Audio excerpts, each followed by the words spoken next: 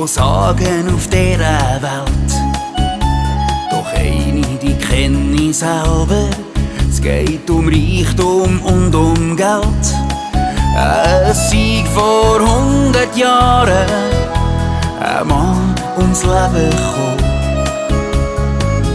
Weil er ein Mädchen geliebt, das er hat nie bekommen.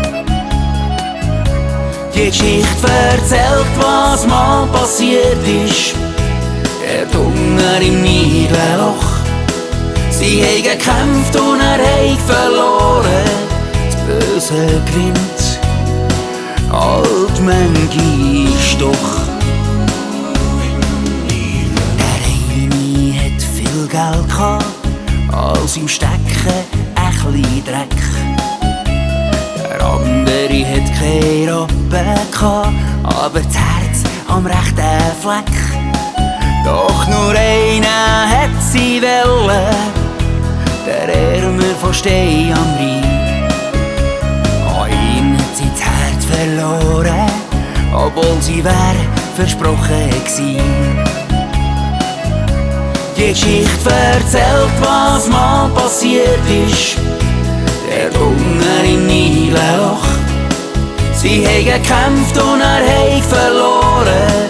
Das Böse gewinnt, halt manche ist doch. Es gibt einen Kampf auf Tod und Leben. Der Hunger im Niederloch. Wie sagt der Ärmer hätte gewonnen, doch von hinten da fall ich plötzlich ein Schuss.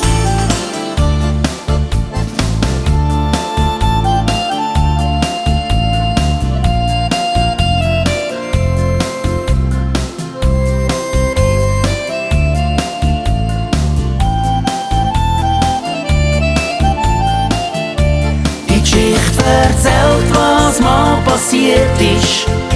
Der Hunger im Niederloch. Sie haben gekämpft und er hat verloren.